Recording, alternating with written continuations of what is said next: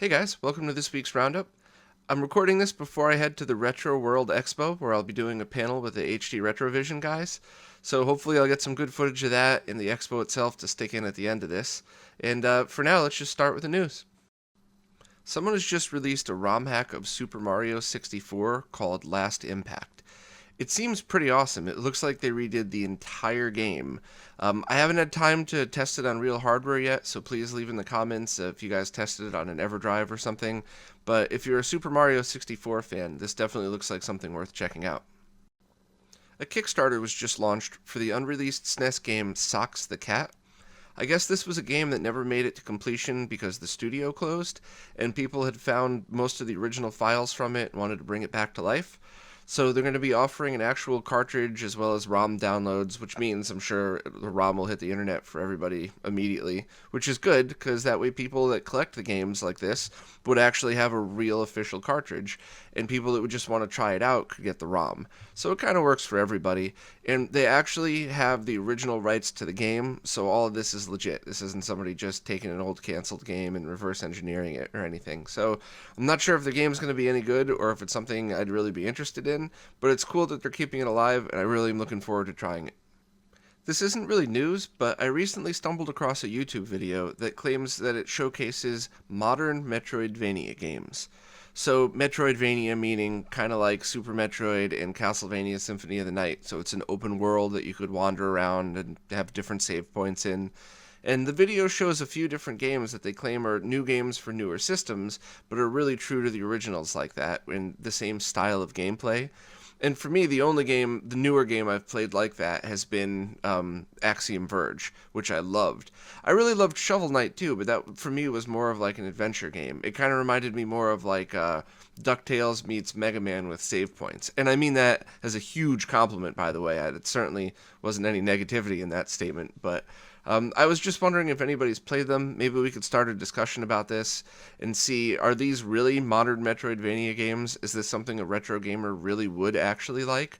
And if so, I'd love to play them, and I'd love for all of us to kind of talk about them, and maybe I'll stick up a page on the site too that has a list of all the ones that we recommend, but I was definitely looking forward to hearing your guys' opinion about it. A quick update to the Gamecube video board, the HDMI kit for the Gamecube. badassconsoles recently tweeted that there was a manufacturing issue with one of the flex cables, but that it should be cleared up within a week or two.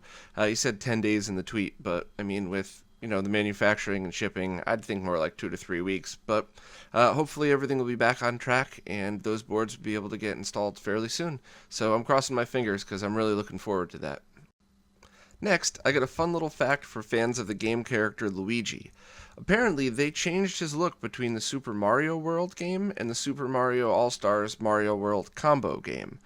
I actually never knew this, and I think any Super Nintendo fan might not have realized it either, but I guess they wanted to differentiate his character more, so when they released Super Mario All-Stars Super Mario World, they changed him. I actually learned this from a video from Did You Know Gaming, a series on YouTube, which is usually pretty good. They have a bunch of really fun facts about consoles, games, and everything else. So I'll link to their channel and their video as well. But I just kind of thought that was a fun little thing to share because I never played the combo game. I'd played Mario World, obviously. It's actually my favorite Mario game. And then I played Mario All-Stars, which was the remake of Mario 1, 2, 3, and Lost Levels. So it was kind of cool to actually see the difference because I just never even knew that existed. The company Piko Interactive just opened pre-orders for the next round of cartridge games that they're selling. So I guess Piko Interactive is a company that wants to make newer games for older consoles and release them on actual cartridges. So Genesis, Nintendo, Super Nintendo, Game Boy, all that stuff. And I really don't know anything about them other than the news I've read about them here and there. So what do you guys think? Has anybody had any interaction with them? Do they make good games? Is it a good company that makes stuff exactly for collectors? Or is it some company that's just trying to take advantage of people that like playing retro games? I don't know anything about them. So is it a company I should get on for an interview? You guys let me know what you think. And hopefully it's just a cool company trying to make cool games. But I'm just always a little leery of people that jump into things right when right when it gets popular. Like they have a $75 Jaguar game for sale. I mean, why would I pay $75 for a Jaguar game?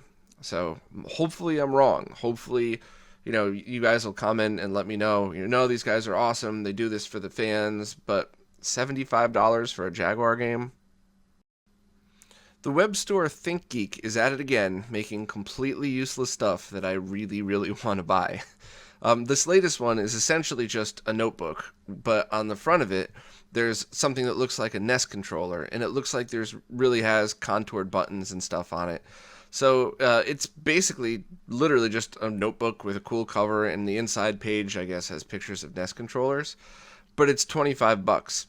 I don't have the room for any of this stuff anymore. I'm obviously completely running out of room as it is, but this is totally something where if I still went to a lot of business meetings and had to take notes and stuff, I would absolutely walk in with one of these just so everybody would immediately know that I am a nerd, and that's what they're going to have to deal with for the rest of the meeting. So hopefully if you guys like nerdy crap like me, maybe you'd want to buy it, but if not, the picture was cool enough to show in the Roundup. Nintendo posted kind of a cool article on their Japanese website about somebody that got to go into their warehouse and unbox and play an old Famicom and Famicom disk system. And it was really neat. I tried to understand the article, but Google Translate is pretty bad, and I don't speak Japanese, unfortunately. But the pictures were cool. From what I got of the article through the bad translation, it just seemed pretty neat. And I guess they must have done this to promote the Famicom Mini or the NES Mini, NES Classic Mini, whatever they're going to call it, NES Classic. But, it was just kind of neat, and I figured I would pass it along so NES fans could enjoy the pictures and people who actually spoke Japanese could enjoy the real article. And lastly, one of the developers from the Dreamcast HDMI project posted a bunch of really cool updates right here in the Weekly Roundup YouTube comments. So I thought that was really awesome. But he posted a ton of great information, so I think I'm just going to hit the main points, and I'll link in the description to anybody that wants the full details.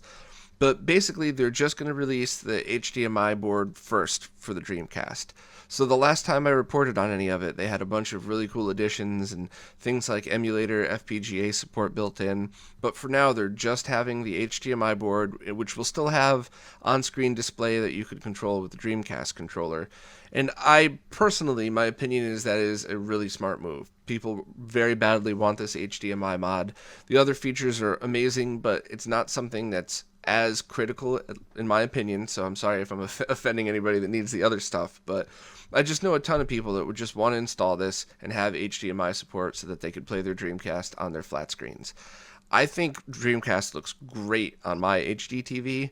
Mine has a VGA input and it processes 480p very nicely, but a lot of people's don't. So I think it's a really great addition, and especially because it could be outputted in HD. He said this board is actually targeted for use with multiple consoles. So in the future, they're going to try to port it for use in things like the original Xbox, the PlayStation consoles, Neo Geo, 3DO, and even the CDI, which is absolutely ridiculous to think of the CDI with an HDMI mod, which means I'm totally going to have to do it as soon as it's released. And he also said that he wants to try to target some handheld consoles as well, both for the TV out capabilities, but also because a newer board could drive a newer LCD a lot easier, kind of like what McWill does with the Atari Lynx and the Game Gear mods, so that you could have a newer, higher quality LCD screen right inside your older handheld. So all of these things are pretty awesome, and I'm really looking forward to anything they come up with and to testing it. And they also said things like machines like the Genesis and the Super Nintendo and Saturn are going to take a lot more time to figure out for HDMI because of the way the video is processed, but it's something that they're thinking of. So hopefully in the future we could have it. I would love a SNES HDMI mod, but that's years away, it seems like, at the moment. And he also reported on a few other little things, like he's also working on ROM carts as well. And I love that he's working on a ton of different projects, and I like that multiple people are working on the same things too, because two sets of eyes are always better than one. It's just my hopes that he concentrates on the stuff that isn't available yet, or won't be available within the next few months, so that way we could really get the stuff that we've all been waiting for. I know I personally have always wanted a good Jaguar ROM cart, so he said he's working on one as well, but Saints Jaguar ROM cart's probably coming out soon enough too, so I guess we'll see. And I would absolutely love to have him on for an interview, so it's an open invitation, man. If you ever want to come on, you're more than welcome. I'm sure everybody would love to hear what you have to say, and any stories you got about what's coming up and what you guys are going through. But yeah, thank you very much for the update. Very cool that you posted it right in the comments for everybody to see. And I'll keep everybody posted if I hear any more from them. Now on to the Q&A stuff. First, my buddy Justin, aka the Goodwill Hunter, wanted to point out that when I said Khan, as in Conrad's name, the person who was interviewed last week, it reminded him of Khan from Star Trek. My name is Khan. My true name is Khan. Okie doke.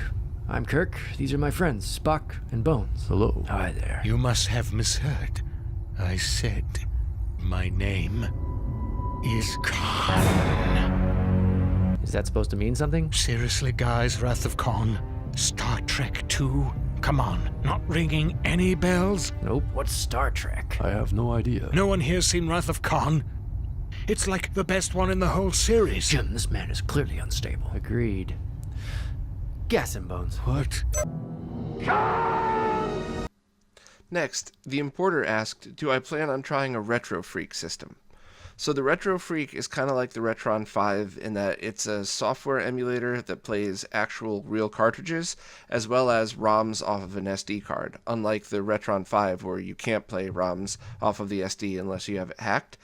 And the answer is no. I really had no interest in it because I thought other than the fact that it played ROMs, it's the exact same as the Retron 5. Same type of software and everything else. Same horrible lag. And to be honest, if I was going to do emulation like that, I would just use a Raspberry Pi and then the software recall box. And that one's been the only just painless, plug and play, awesome software. I'll leave a link in the description, but basically I just, burned the ISO to a micro SD card, plugged it in, loaded ROMs, and everything worked fine. I liked it better than all the other, pre-configured emulation things for the Raspberry Pi, and I just thought it worked perfect. So that would be my choice for emulation on a flat screen. And I wouldn't spend the $200 or something on a Retro Freak. But I guess some people do like it, and it is a way if you want to play your original cartridges. But no, I mean, it's just nothing that I'd be interested in. Next, Kelly Greenidge asked if anybody is selling any of the SNES MSU 1 audio ROM hacks on an actual cartridge. And I think no, and I think it's because the MSU audio chip isn't an actual chip. It's a software thing designed to be run either on the SD2 SNES or through an emulator. So I don't know if anybody had actually flashed that to a chip yet. And if so, it might actually cost as much as the FPGA that you would use for an SD2 SNES anyway. But if they did, I would buy it in a heartbeat. I mean, the thought of like a real Zelda Ancient Stone Tablets cartridge with maybe like a switch on the side to switch between the weeks or something, I think that would be killer, and I would totally buy one of those. So correct me if I'm wrong, especially the guys that make all the repros, but I don't think it's possible. But I would love if somebody figured it out. Next, iCache0 wanted to know if anybody had heard any updates on the PSIO project. So that's that optical drive emulator that plugs into the serial port of PlayStation consoles and allows you to play PlayStation games from an SD card. I'd like to know as well. I emailed about a month after I had pre-ordered mine, and then about a month after that, they'd finally responded and said, "Hey, sorry, we're really busy, but we're on it. It'll be in the fall." Well, I mean, it's October now, and no one's really heard anything from them. So hopefully they're just busy and putting it through, and we'll all get ours soon. But yeah, I would also like a little bit more communication for those guys, even if it's just a general post on social media or on their webpage or something. So if anybody knows anything specific, maybe post in the comments and let us know. And lastly, there was a conversation in the comments with Mr. Fathead about, Mr. Fathead, about the Super Game Boy. I'd like to actually show the Super Game Boys themselves, but Mark from My Life in Gaming actually still has all of mine for their upcoming Game Boy video whenever they are able to get around to it. But I have the boxes, so good enough. The Super Game Boy was something that was released for the Super Nintendo that allowed you to play Game Boy games right through the Super Nintendo. Now, this was essentially like a Game Boy in a Super Nintendo cart, and it had all of the original Game Boy hardware in it, except the screen, of course. And that's actually why if you use the optical audio hack, where you could actually install the SPDIF digital audio board in a Super Nintendo, it won't work with the Super Game Boy because this generates its own audio. But anyway, for whatever reason, the Super Game Boy was released with a timing that was different than the original Game Boy. I think it ran a little bit faster, I don't know why. It just didn't make any sense. But Japan got the Super Game Boy too. It wasn't released anywhere else in the world, and it came in a very cool blue color. But this ran at close to the original Game Boy speed, so you don't get as much of the stutter. And it also had a link cable port so that you could hook up an actual Game Boy to it as the second player, which seems pretty cool. It's a great solution, and I really enjoy it, but the aspect ratio is still a little bit off, probably so it would fill a 4:3 TV. But as you can see from the picture, the Game Boy player actually outputs the correct aspect ratio. And this is something that's been verified by myself and a bunch of others. But and it's really just a matter of preference. I personally really like the Super Game Boy, and for original Game Boy games, it's really kind of a hard choice. At least now that there's not a direct HDMI out solution. There was going to be a few released over the past few years, but none of them have come to fruition yet. But for Game Boy Color, Game Boy Advance, you kind of have to use the Game Boy player because there really isn't another solution. But for original Game Boy, I've been telling people the truth in that the Game Boy player with the Game Boy interface software is the most accurate way now to do it. But the Super Game Boy 2 is awesome, and it's something that, if you're a Super Nintendo fan and a Game Boy fan, and especially if you have RGB capabilities, I would definitely give it a try. They're still very inexpensive, and, it's just kind of a neat collector's item to have anyway. So, and you could use them on all North American SNESes as well. You just have to snip the tabs, same for any Japanese game. So yeah, I just figured I would run through that because I don't think I'd ever really talked about the Super Game Boy or the Game Boy stuff that much on the Roundups. And as soon as some of the crazier solutions come out for Game Boy on TV, I'll be going through those as they're released. And I'll just eventually do a much more in-depth video on all this stuff. And I know My Life in Gaming is going to be doing a lot of great stuff on this as well. And their videos are already better than mine anyway, so looking forward to all that. Okay, up next is Scott and I at the Retro World Expo in Connecticut. But first, just a couple of really, really quick updates. I'm actually moving to Manhattan in a few weeks. And while that won't change the roundup, I'm definitely still doing a weekly roundup. I have no idea what the background's going to look like. I'm assuming it's going to be, a corner of a closet-sized apartment because everything in Manhattan's tiny. And it definitely will still be once a week, but I'm not sure if I'll have to move it to Tuesday instead of Monday based on my schedule. But it's definitely going to be one of those 2 days. Not a big deal. Same content and everything, just maybe a crappier background. Not that this is a nice background or anything, but whatever. At least there's retro games in there. I already am starting to box stuff up, so you could already kind of see stuff missing back there, which sucks because I love this apartment, but what can you do? I mean, I got views of, half the city on this side out of my apartment. That's kind of like the country area. And then if you keep going around to the other side, which you can't really see, I got all of downtown Stamford. So I'm really going to miss the shit out of this place. But yeah, such is life, I guess. And the other thing is I need to make room, so I have to get rid of a couple of extras. No RGB monitors. Everybody always asks me that. But I have a DVDO upscaler and a couple of Sega Master System consoles with the RGB bypass already done. So if anybody's interested in any of those specifically, please email me and let me know, because I'd be able to get rid of those for just what I paid for them. And I just want to avoid eBay because eBay fees are ridiculous. So if my cost for something is $200, I'd have to sell it for like $250 on eBay in order just to break even. So if anybody's interested in that, let me know. And if not, I'll see you guys next week. And here's us at the expo. Hey guys, I'm here with HD Retrovision, Nick and Steve. What's up, guys? Hey, how's it going? We are at the Retro World Expo. We're doing a panel here, and we're going to wander around and see whatever else they have here to sell. Did you guys find anything? Did you guys buy anything here? Or? I spent probably $300 on stuff already. Anything that stands out, or just random junk you wanted? Just random stuff. I mean, I came here telling myself I'm only going to get NES games, and then I've got like 364 games. Conker's Super heard it. You get a Conker's? I got some Genesis games fully completed with shell the only way I want them. So. Yeah, my OC CD. I wouldn't buy a cartridge only now. I wanted all that, the nice little fucking case. It's so perfect. Yeah. All right. Well, we're gonna wander around. I'll show you guys video of it, and then I'll get video of the panel later. So we'll see you in a minute.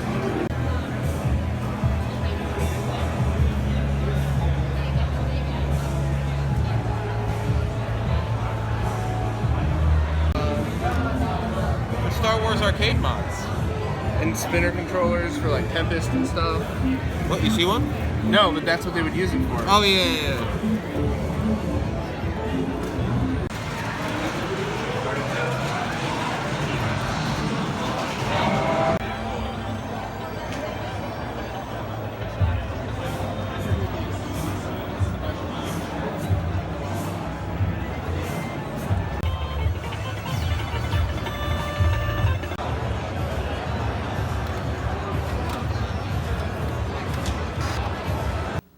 Hey guys, we just got back from the Retro World Expo. I had a blast. How about you? I had a really good time. Yeah, it's second year that we've done it, and it was just as good as last time. It was a lot of fun. Yeah, I actually had more fun. Nothing was wrong with last year. I just kind of had more fun this year, to be honest with you. Yeah? I just enjoyed it. It might have been there's a little bit less, stress because we'd done it before, like. Yeah, and I actually had never met the HD Retrovision guys before in person. I'd only talked to them like once or twice, and so, they seemed cool, but once we hung out with them, then they actually, they're fun 100%, guys. yeah. So, no, it was really cool to get back with them again this year and say hello.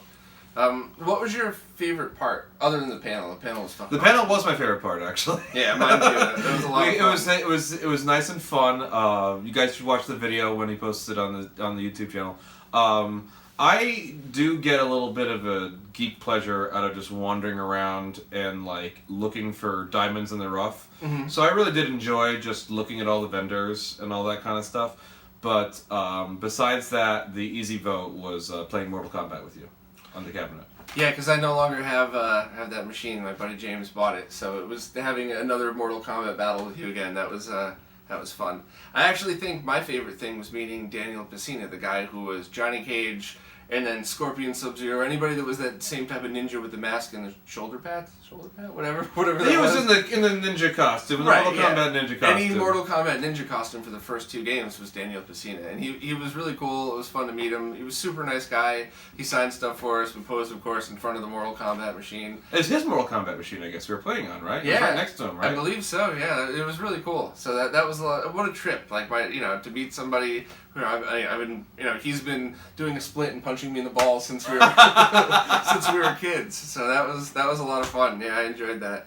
And I was able to pick up really cheap Game Boy Advances, so I'll be able to send that to the guy working on the Game Boy Advance TV Out project. So I could I finally have 4, I think, to send him to just pull apart and do what he wishes. That'll be exciting. Yeah, I found some good finds too. I got a Atari driving controller, which I want to use for Spinorama, the ROM hack on the Vectrix, so you can play Vectrix games with a spinner controller.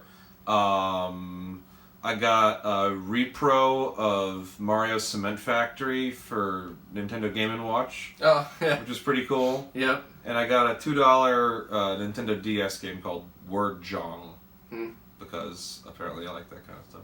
Yeah, the prices on a lot of the vendors varied pretty wildly. I bought, a complete in box Super Nintendo. You probably can't see it, it's just out of frame, but I got it for $80 complete in box. That was awesome. But somebody was selling a Turbo Duo for $500, or a PC Engine Duo. And I usually, I try so hard to just be nice to everybody, and usually when somebody tells me an outrageous price, I'm just like, oh, okay.